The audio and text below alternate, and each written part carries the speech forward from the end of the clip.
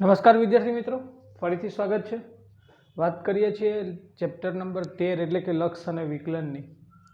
તો 11મા ધોરણના ગણિતની અંદર લક્ષ વિકલનમાં લેક્ચર નંબર 5માં આગળ વધીએ। હજુ આપણે વાત કરીએ છીએ 13.1 સ્વાધ્યાય અને એની અંદર દાખલા નંબર 1 થી 29 આપણે કમ્પ્લીટ કર્યા। આજના લેક્ચરમાં આપણે દાખલા નંબર 30, 31, 32 એટલે કે સ્વાધ્યાય 13.1 ને કમ્પ્લીટ કરી, ત્યારબાદ સ્વાધ્યાય 13.2 ની થોડીક થિયરી જોઈ અને એના દાખલાઓ તરફ આગળ વધશું। ઓકે, તો સ્વાધ્યાય 13.1 માટેનો દાખલા નંબર 30 શું કહે છે? આપણને એક વિધેય આપી દીધું છે f of x is equal to આ ટાઈપનું વિધેય છે। એમાં જો x ની કિંમત લેસ ધેન 0 હોય તો આ વસ્તુ આવશે, ઇક્વલ ટુ 0 હોય તો 0, ગ્રેટર ધેન 0 હોય તો વિધેય તરીકે આપણે મોડ ઓફ x -1 લેવાના છે। પણ કંઈક નવીન છે। અહીંયા શું કીધું છે કે a ની કઈ કિંમત કે કિંમતો, એક કરતાં વધારે કિંમતો પણ હોઈ શકે છે।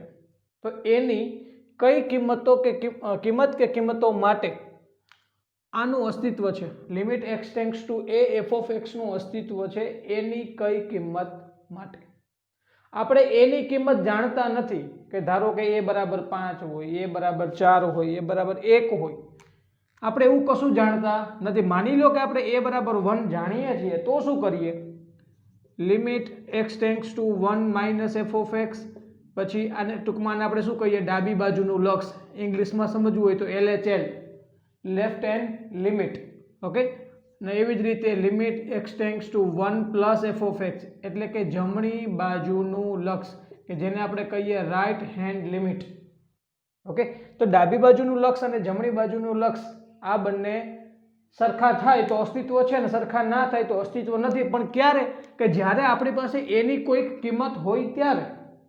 પણ અહીંયા તો કેવું છે, a ની કોઈ કિંમત આપણે જાણતા નથી, આપણે તો વિચાર કરવાનો છે કે a માટે ક્યારે આ લક્ષનું અસ્તિત્વ છે અને a માટે ક્યારે લક્ષનું અસ્તિત્વ નથી।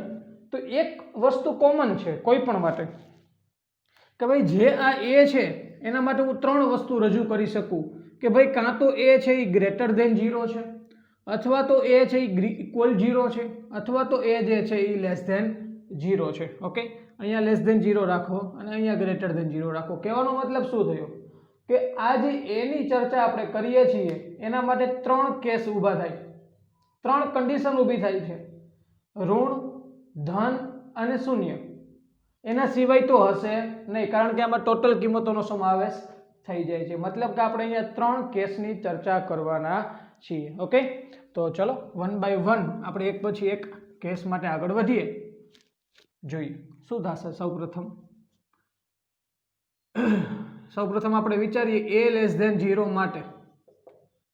a લેસ ધેન 0, એ કેવા છે? ઋણ છે। તો a લેસ ધેન 0 માટે શું મળે છે, શું થાય છે એ વસ્તુ આપણે વિચારીએ। ઓકે, હવે પેલી વાત કે ભાઈ LHL અને RHL ક્યારે અસ્તિત્વમાં લેવાની વાત આવે? કે જ્યારે એના માટે કોઈ બે વિધેય આપણી પાસે હોય ત્યારે। અહીંયા આપણે વાત કરી છે લેસ ધેન 0 માટે, તો વિચાર કરો લેસ ધેન 0 છે, a લેસ ધેન 0 એટલે કે a ની કિંમત, માની લો કે હું a ની કિંમત લઉં છું -5, વિચારજો। રેડી? હવે -5 કે જે કેવા છે? લેસ ધેન 0 છે। હવે આ -5 માટે ડાબી બાજુનું લક્ષ વિચારો, કેવું લક્ષ? ડાબી બાજુનું લક્ષ, મતલબ કે -5 થી તરત નાની કિંમત, -5 થી તરત જ નાની કિંમત। તો આ બધું કયા વિધેયમાં સમાવિષ્ટ થશે? તમને ખ્યાલ આવી ગયો હશે કે આ ઉપરના વિધેય માટે સમાવિષ્ટ થાય। યસ ઓર નો? હવે -5 થી તરત જ મોટી કિંમત, -5 થી તરત જ મોટી કિંમત એટલે એમાં કઈ કિંમતનો સમાવેશ થાય? -4.999999। આ -5 થી તરત જ મોટી કહેવાય। એવી રીતે -5 થી તરત જ નાની એટલે -5.0001, -5.002। આ -5 થી તરત જ નાની કહેવાય, -4.99 આ -5 થી તરત જ મોટી કિંમત કહેવાય। તો -4.99 એ કિંમતનો પણ સમાવેશ કરતું વિધેય કયું? Mode of x + 1। કહેવાનો મતલબ શું થયો? આ બંને માટે વિધેય તો કેવું આપણને મળે છે? સરખું જ વિધેય મળે છે, અને કયું? x લેસ ધેન 0 વાળું વિધેય આપણા માટે અહીંયા મળે છે। ઘણાને નહીતર પ્રશ્ન થાય કે સાહેબ અહીંયા કેમ આપણે ડાબી બાજુનું લક્ષ અને જમણી બાજુનું લક્ષ લઈ અને અલગ અલગ વિધેય કેમ ના લીધા તો એની સમજૂતી મેં અહીંયા તમને આપી દીધી છે. ઓકે, આવું જ પાછું આપણે હમણાં ગ્રેટર ધેન 0 માટે પણ કરશું. ઓકે, તો a લેસ ધેન 0 માટે વિચારીએ શું થાય છે. f of x is equal to a less than 0 માટે શું થાય? f of x is equal to mod of x plus 1 છે. એ પોતે કેવા છે? ઋણ છે. એક પોતે કેવા છે? ઋણ છે. x લેસ ધેન 0 છે. હવે x પોતે કેવા છે? ઋણ છે. તો એના માટે શું લખી શકાય? -x + 1. હવે આ તમને ઓલરેડી સમજાઈ જવું જોઈએ કે આવું થવાનું કારણ શું? કારણ કે માનાંક વિધેયની અંદર જો x જે છે એ ઋણ હોય તો આ x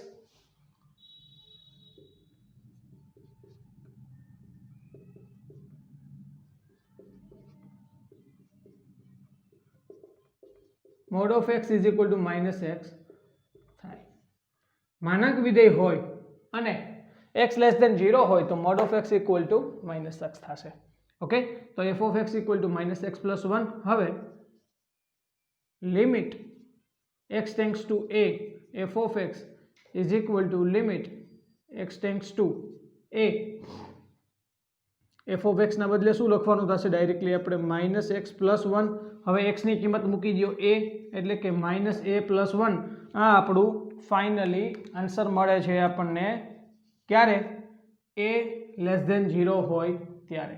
ઓકે, હવે એવી જ રીતે a ગ્રેટર ધેન 0 હોય ત્યારે શું થાય? a ગ્રેટર ધેન 0 માટે ડાયરેક્ટલી હવે લખીએ આપણે limit x tends two a f of x. તમે વિચારી શકો છો. હવે a ગ્રેટર ધેન 0 માટે વિચારવું હોય તમે તો ધન કિંમતો માટે વિચારો. માની લો કે હું a બરાબર 2 માટે વિચારું, બરોબર? તો હવે a બરાબર 2 માટે બે ઓપ્શન આવે. ડાબી બાજુનું લક્ષ એટલે કે 2 plus limit x tends two 2 plus એટલે કે 2 થી તરત જ મોટી કિંમત એટલે શું થાય? તમે કયું વિધેય ધ્યાનમાં લેશો? આ જ લેવાના ને. અને હવે બીજું લખીએ આપણે કે ભાઈ limit x tends two 2 minus, અહીંયા 2 પ્લસ રાખું અને અહીંયા 2 માઇનસ રાખું. તો અહીંયા 2 પ્લસ માટે કયું વિધેય ધ્યાનમાં લેશું આપણે? mod of x -1. તો અહીંયા કયું ધ્યાનમાં લેશું? 2 માઇનસ માટે એટલે 2 થી તરત જ નાની કિંમત 1.99. તો એના માટે પણ આ જ વિધેય લાગુ પડે ને.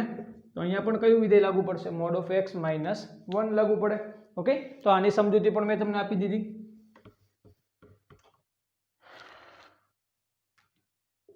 તો limit x tends two a f of x તરીકે mod of x -1. તો આપણને ખ્યાલ છે mod of x -1 x પોતે કેવા છે?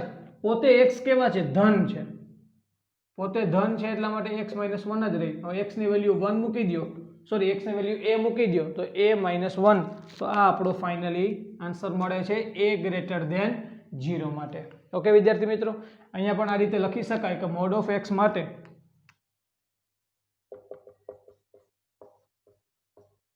x ગ્રેટર ધેન 0 હોય તો mod of x બરાબર x થાય. ઓકે, ચલો હવે આપણે a લેસ ધેન 0 અને a ગ્રેટર ધેન 0 માટેની ચર્ચાઓ કમ્પ્લીટ કરી. અહીંયા હવે વાત આવે છે a ઇક્વલ ટુ 0 માટે. ત્રીજી વાત જે છે એ a ઇક્વલ ટુ 0 માટે છે. તો એ વાત કરીએ આપણે.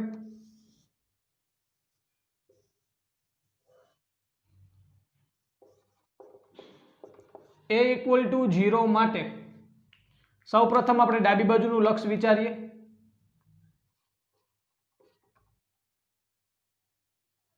Limit x tends to 0 minus f of x એટલે કે 0 થી તરત જ નાની કિંમત માટે વિચારીએ.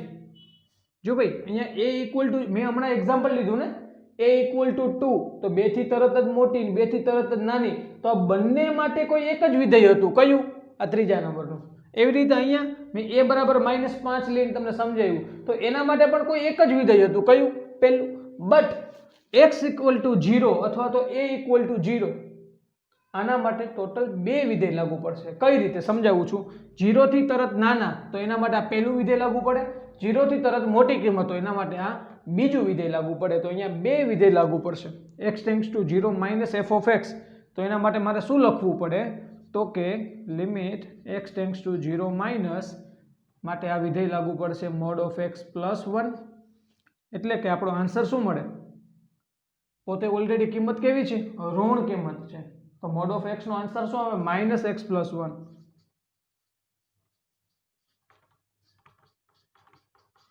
અને એની અંદર તમે હવે x ની કિંમત 0 મૂકી દો, x ની કિંમત 0 મૂકી દો, -0+1, તો આન્સર શું મળે? મને 1 મળે છે. એવી રીતે આગળ વધીએ. RHL જમણી બાજુનું લક્ષ માટે વિચારો. Limit x tends to 0 plus f of x, limit x tends to 0 plus 0 થી તરત જ મોટી કિંમત માટેનું વિધેય એટલે કે મોડ ઓફ x -1. રેડી? તો હવે આના માટે વિચારો, x ગ્રેટર ધેન 0 છે તો મોડ નીકળી જાય, સીધું શું આવી જાય? x આવી જાય. એ બધી ચર્ચાઓ અત્યાર સુધી આપણે કરી. તો x -1 થઈ જશે. હવે એમાં x ની કિંમત 0 મૂકી દો, લિમિટ એપ્લાય કરો એટલે 0 - 1 એટલે શું થાય? -1. તમે વિચાર કર્યો? ડાબી બાજુનું લક્ષ LHL કેટલા મળ્યા? +1 મળ્યા. RHL કેટલા મળ્યા? -1 મળ્યા. ચેક કર્યું? LHL +1, RHL -1. તેથી LHL is not equal to RHL. તેથી A equal to 0 માટે, A equal to 0 માટે limit x tends two a f of x નું અસ્તિત્વ નથી. ઇન શોર્ટ કેવું હોય તો શું કહી શકાય કે ભાઈ a ગ્રેટર ધેન 0 માટે કંઈક અસ્તિત્વ છે અને એનો જવાબ આપણને મળે છે a -1.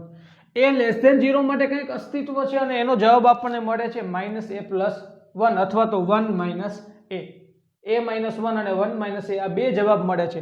પણ ક્યાં જવાબ નથી મળતો આપણને? a equal to 0 માટે આપણને જવાબ મળતો નથી. તો ટૂંકમાં ત્રણે ત્રણ કન્ડિશનનો ફાઇનલી આન્સર જો તમારે લખવો હોય,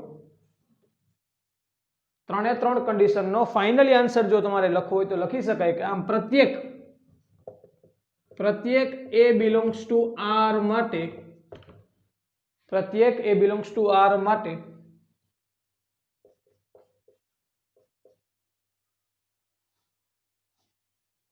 પ્રત્યેક a belongs to R અલ્પવિરામ a is not equal to 0. એ 0 ના હોવો જોઈએ. બાકી એની કોઈ પણ કિંમત હોય તો એના માટે limit x tends two a f of x નું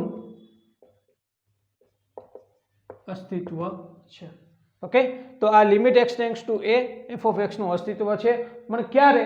a બરાબર 0 ના હોય ત્યારે. ઓકે વિદ્યાર્થી મિત્રો, એકદમ સરળ હતો દાખલો, પણ થોડુંક અત્યાર સુધીના જે દાખલાઓ આપણે અભ્યાસ કર્યો એનાથી કંઈક અલગ હતું. અત્યાર સુધી આપણને જે માહિતી આપી હોય ને એના જ અસ્તિત્વની વાત કરતા હતા, પણ અહીંયા શું બદલાણું? અહીંયા x ટેન્ડ્સ ટુ a કોઈક નવી કિંમત વિશે આપણે વિચારવાનું હતું. ઓકે, ન સમજાણું હોય તો ફરીથી વિડીયોને ફરીથી જોવાનો પ્રયત્ન કરશો એટલે ઓટોમેટિકલી આપણને દાખલો સમજાશે. નોટ ડાઉન કરી લો.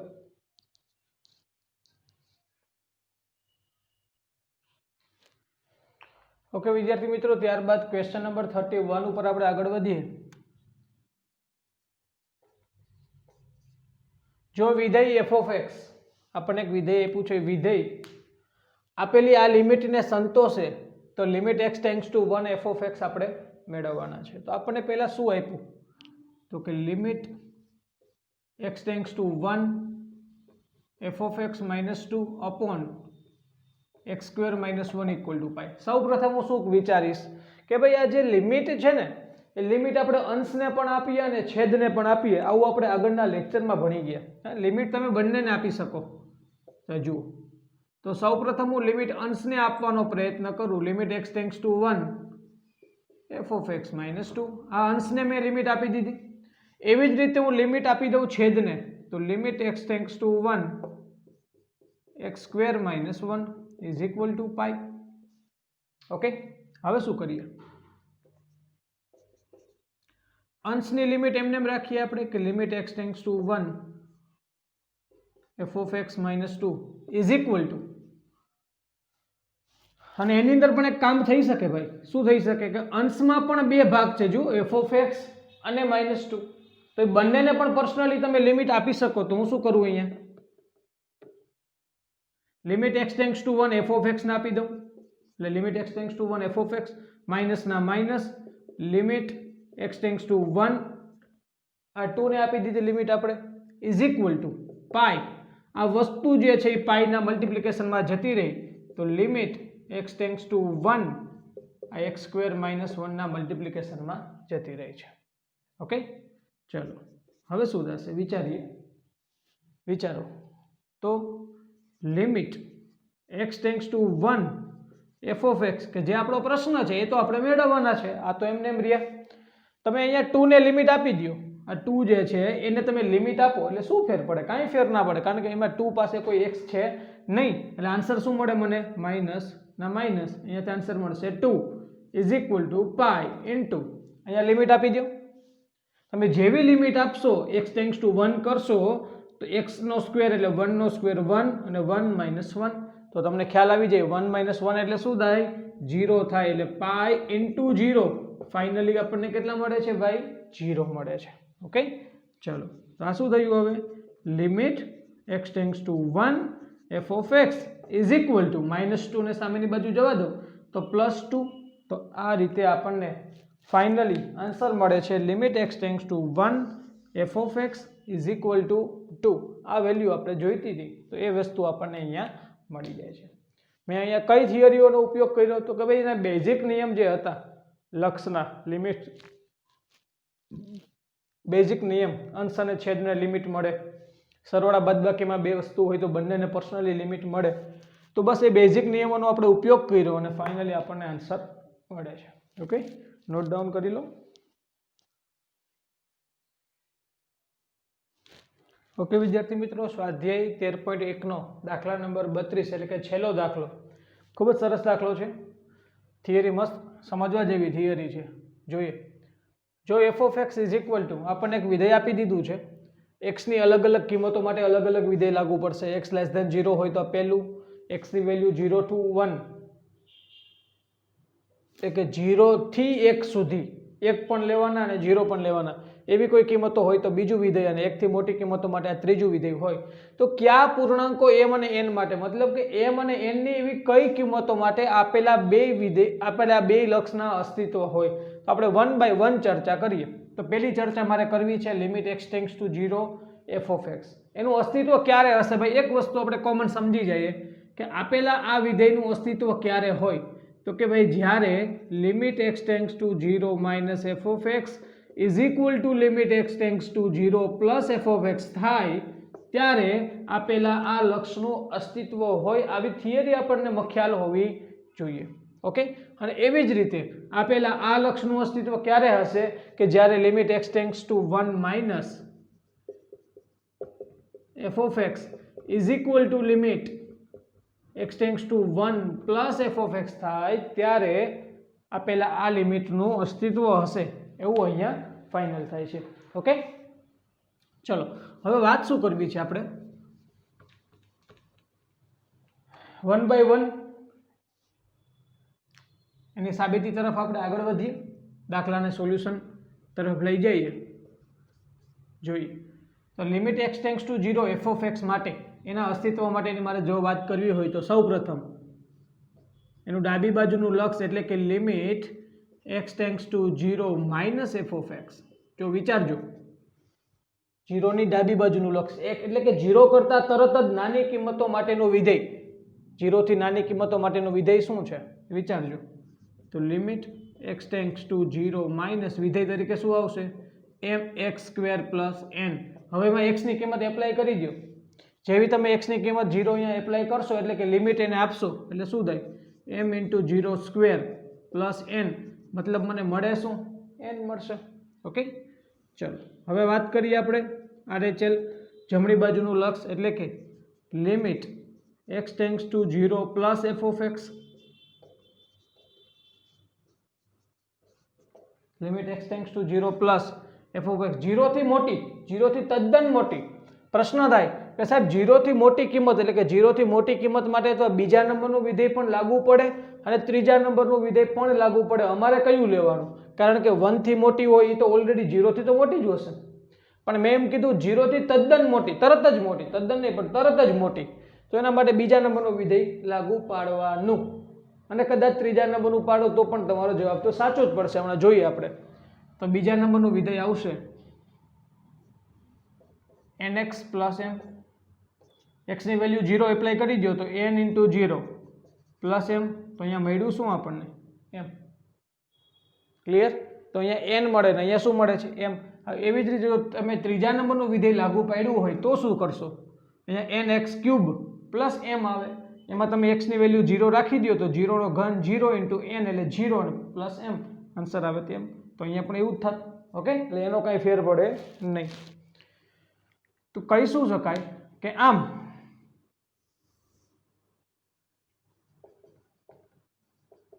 Limit x tends to 0 f of x ના અસ્તિત્વ માટે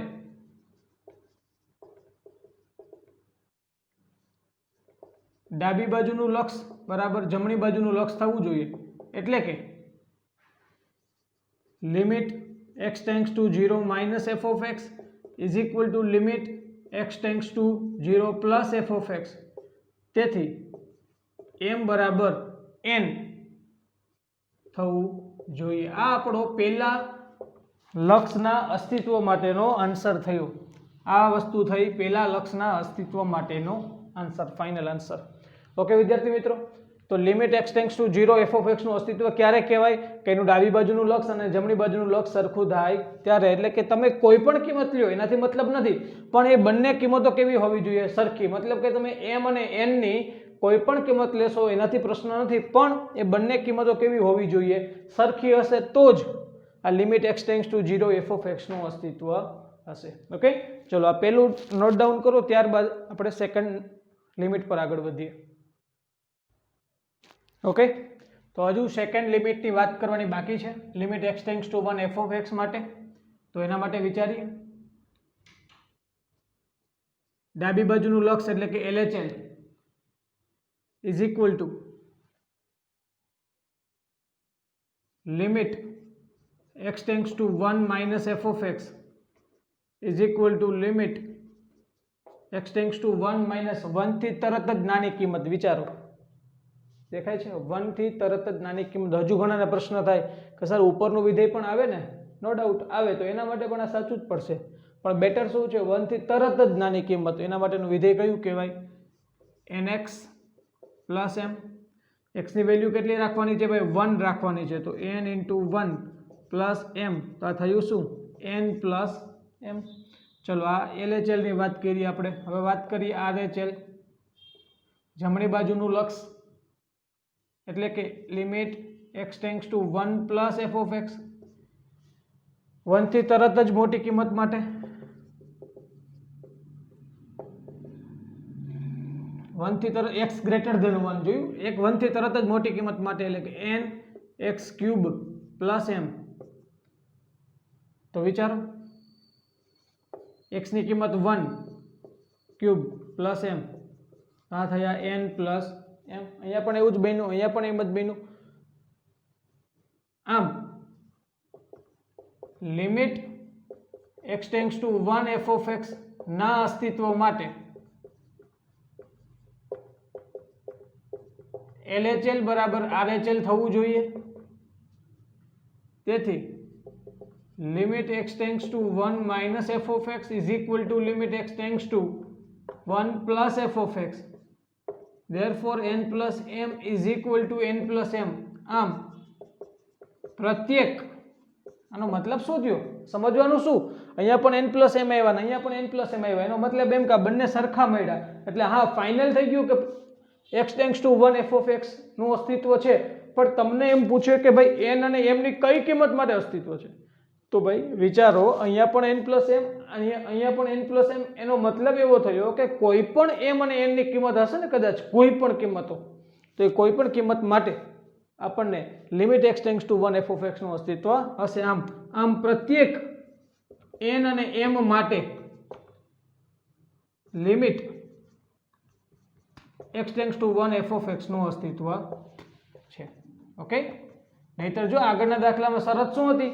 અહીંયા m આવ્યા હતા, અહીંયા n આવ્યા હતા, અથવા તો અહીંયા n અને અહીંયા m હતા. તો આ બંને સરખા થાય ત્યારે આનું અસ્તિત્વ મળતું હતું. તો આ એક શરત હતી ને, આ એક કન્ડિશન હતી કે n ઇક્વલ ટુ m થાય ત્યારે limit x tends to 0 F of એક્સનું અસ્તિત્વ છે. પરંતુ અહીંયા તો કેવું થયું, અહીંયા ઓલરેડી આપણને સરખા જ મળ્યા. એનો મતલબ એવો થયો કે n અને m અહીંયા ભાગ ભજવશે નહીં. n અને m તો કોઈ પણ કિંમત હશે, એમ છતાં પણ limit x tends to 1 F of એક્સનું અસ્તિત્વ હશે. ઓકે વિદ્યાર્થી મિત્રો, હું આશા રાખું કે બધાને કમ્પ્લીટલી સ્વાધ્યાય 13.1 સમજાણું હશે. અને જો કોઈ પણ ડાઉટ હોય તો મારો કોન્ટેક્ટ કરી શકો છો. આ લેક્ચરને આપણે અહીંયા સુધી રાખીએ. 30 મિનિટનો લેક્ચર નથી થયો, પરંતુ હવે જે કોઈ પણ સ્વાધ્યાય 13.2 છે તો એની પહેલાં થિયરી કંઈક હશે. તો હવે બધું મિક્સિંગ નથી કરવું આપણે. આ લેક્ચરને અહીંયા વિરામ આપી દઈએ. નવા લેક્ચરથી આપણે નવી થિયરી થોડીક ભણશું અને ત્યારબાદ સ્વાધ્યાય 13.2ના દાખલાઓ ઉપર આપણે આગળ વધશું અને લક્ષની થોડીક વધારે ચર્ચાઓ આપણે કરશું. આ લેક્ચરને આપણે અહીંયા સુધી રાખીએ. ધન્યવાદ.